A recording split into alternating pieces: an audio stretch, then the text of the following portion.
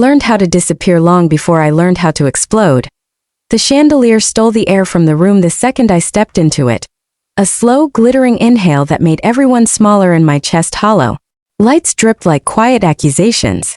Lace and silk and practiced smiles filled the wide space. At the center of the world stood my sister Lena, wearing a rehearsal dress that fit her like theft fit a thief. Too comfortable, too owned. She found me in the back row with the same small smile she'd always used when she wanted to make someone feel invisible. And then she did what she always did. She spoke loud enough for the whole room to join her.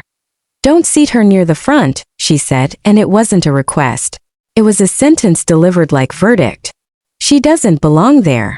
Laughter folded itself into the rafters, quick, nervous like wind through paper. The bridesmaids exchanged those small, sharp smiles that translate to agree, without having to say it. The groomsmen looked like a pack that had just marked its territory. I felt the words hit me as if someone poured ice down my spine. Heat rose in my face that I couldn't hide with a look away or a laugh. I lowered my eyes. The room tightened. The chandeliers hummed like an audience of witnesses. Someone murmured, "Come on, Lena." The way you mutter at someone who's already decided the story. Lena waved them off. She was done with excuses. She owned the room and everyone in it. Everyone except me. Then a hand landed on my shoulder. It wasn't dramatic at first. Just a weight. Firm, deliberate. The kind of touch that makes your spine uncoil because it says, "You don't have to take this." A hush threaded through the room like someone hitting the brakes on a highway. I turned my head and saw him, Julian Cortez. Not just another guest, not a boy in a suit. Julian in a navy jacket cut like a knife. The man who shows up in the margins of people's lives only when it suits the story. His voice dropped and carried exactly the way danger does in a quiet room. "Tell them who you really are," he said. Silence snapped. Every laugh died. My pulse felt like a drum against my throat. Lena's smugness faltered. That tiny crack that sneaks into a mask when it's been glued on too tight.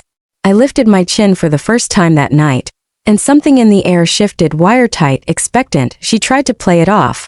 "She's just Mara," she said, as if the world were a stage and I'd been cast as a set piece. Always lurking in the background. Lurking. The word ricocheted through me, sharp enough to draw blood. Guests shifted. Some laughed nervously, others looked away.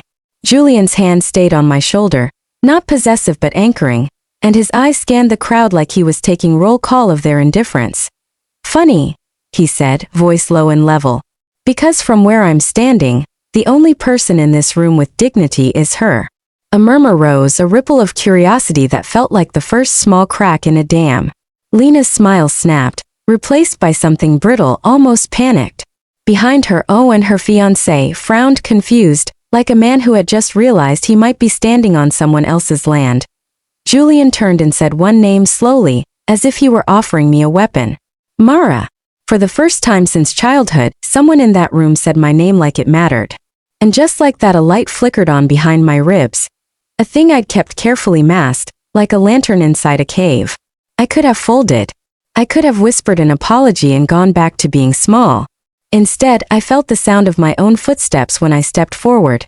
My heels clicked on the polished floor like punctuation. "You all spent years pretending I was nothing," I said, my voice thin at first and then finding weight. "Maybe that was your job.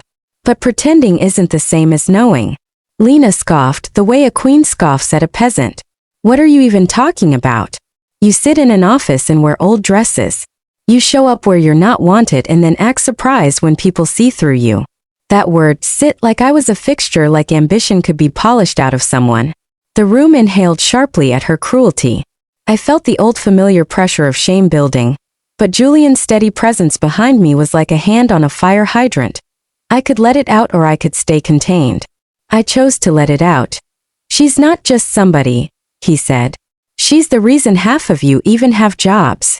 If a bomb had gone off, it couldn't have sounded louder. It wasn't only his words.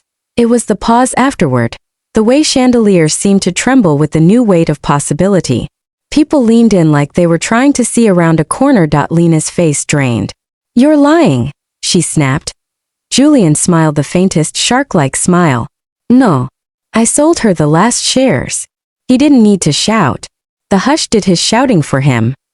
The air changed. Conversations dissolved into stunned stillness. I watched Lena's hands, once poised perfect, start to clench. Owen muttered something about sticking to the rehearsal.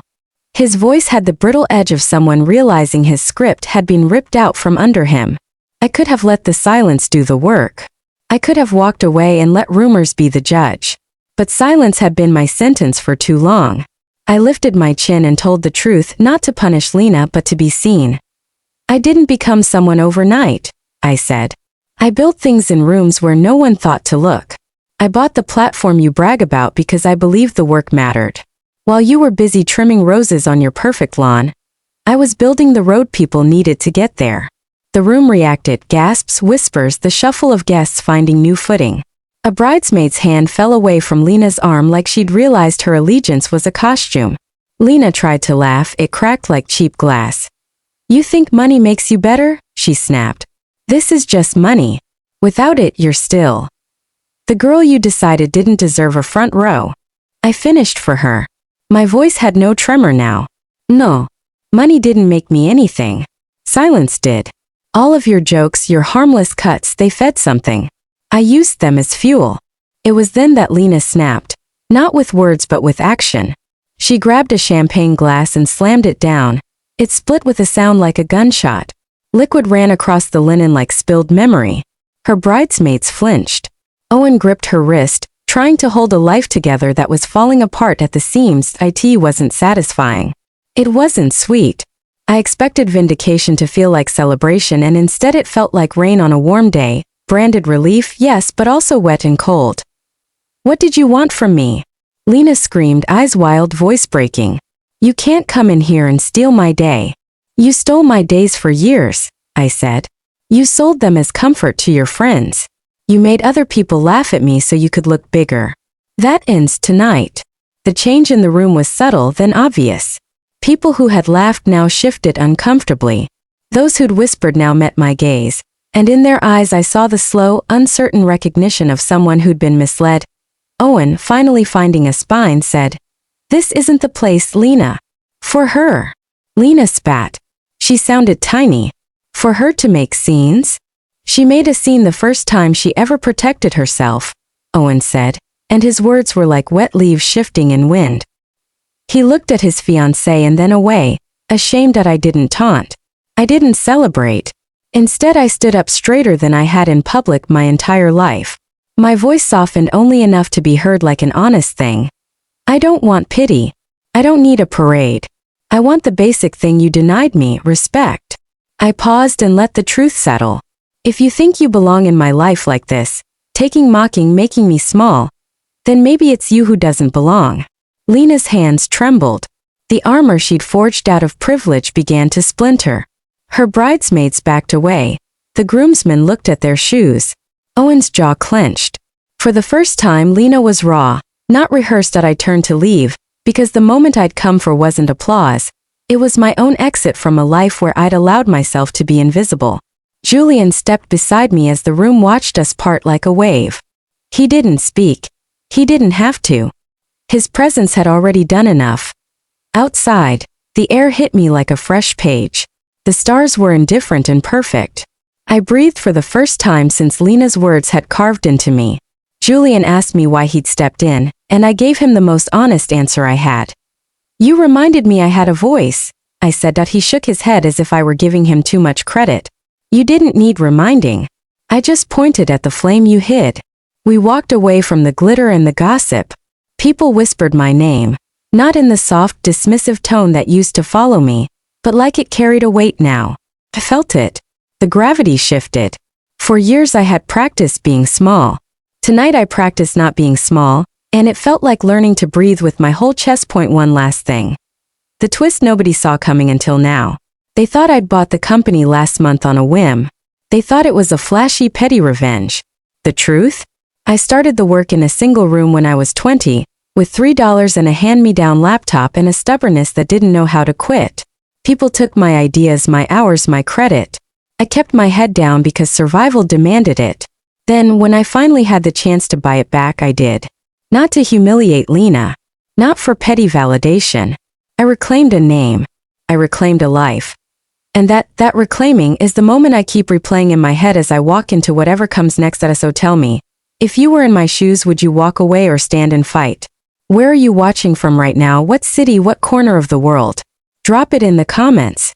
If a story like this pulled you in, hit subscribe and share this with someone who needs to hear that silence doesn't have to be the last word. Because for years I let people write the story I would live. Tonight I wrote the last page myself.